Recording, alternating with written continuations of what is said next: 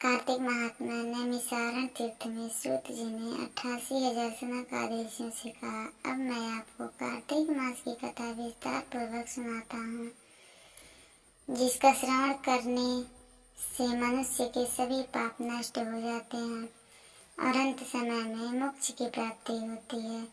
सूत जी ने कहा, श्री कृष्ण जी से अनुमति लेकर देवर्षि नारद के चले जाने के बाद सत्यभामा खुश होकर भगवान श्री कृष्ण से बोली, हे प्रभु, मैं धन्य हुई, मेरा जन्म सफल हुआ।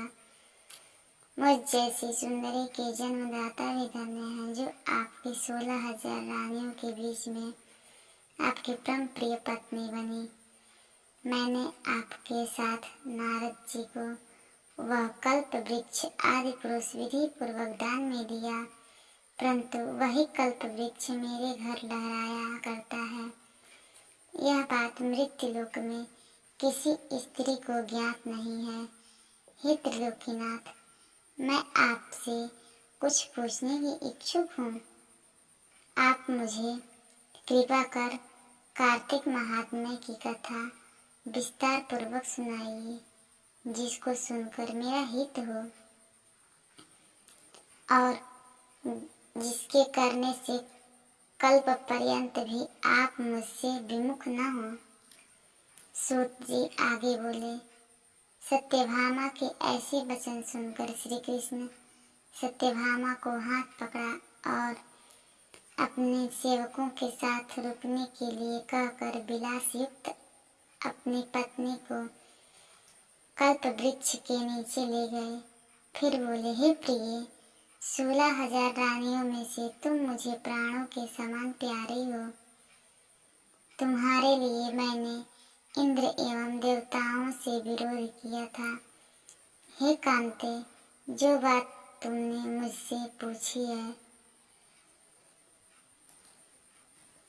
उसे सुनो।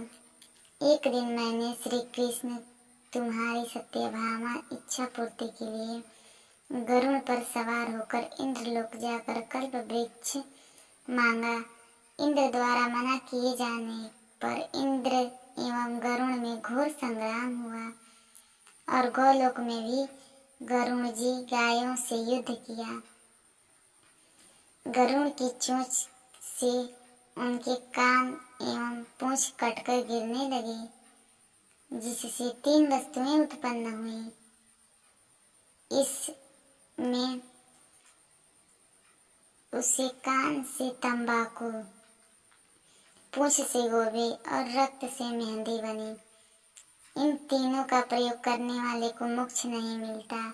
तब गहुओं ने भी क्रोधित होकर गरुड़ पर वार किया, जिससे उनके 3 पंख टूट कर गिर गए। इनके पहले पंख से नीलकंठ, दूसरे से मोर और तीसरे से चकवा चकई उत्पन्न हुए। हे प्रिय, इन तीनों का दर्शन करने मात्र से ही शुभ फल प्राप्त हो जाता है। यह सुनकर सत्यभामा ने कहा, हे प्रभु, मुझे मेरे पूर्व जन्मों के विषय में बताइए कि मैंने पूर्व जन्म में कौन कौन से दान, व्रत व जप नहीं किए हैं। मेरा स्वभाव कैसा था, मेरे जन्मदाता कौन थे और मुझे मृत्युलोक में जन्म क्यों लेना पड़ा। मैंने ऐसा कौन सा पुण्य कर्म किया था जिससे मैं आपकी अर्धांगिनी हुई। श्री कृष्ण ने कहा, हे प्रिय, अब मैं तुम्हारे द्वारा पूर्व जन्म के किए गए पुण्य कर्मों को विस्तार पूर्वक कहता हूँ, उसे सुनो। पूर्व समय में सतयुग के अंत में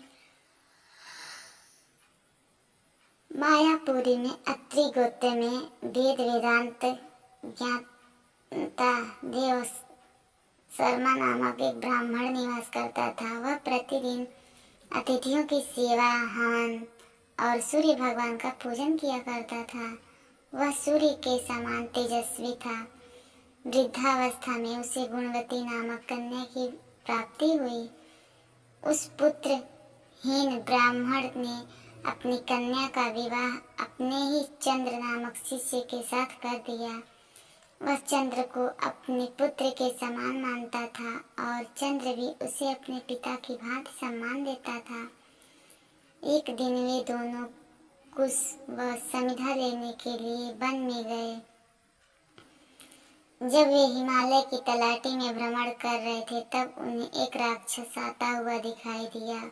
उस राक्षस को देखकर भय के कारण उनके अंग शिथिल हो गए और वहां से भागने में भी असमर्थ हो गए।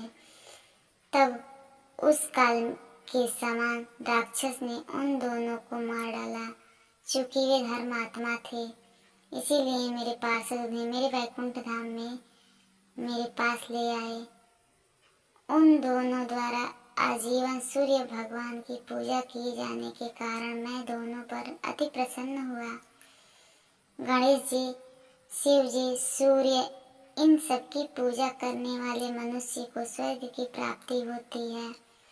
मैं एक होता हुआ भी काल और कर्मों के भेद से 5 प्रकार का होता हूँ, जिसे एक देवदत्त, पिता, भ्राता आदि नामों से पुकारा जाता है।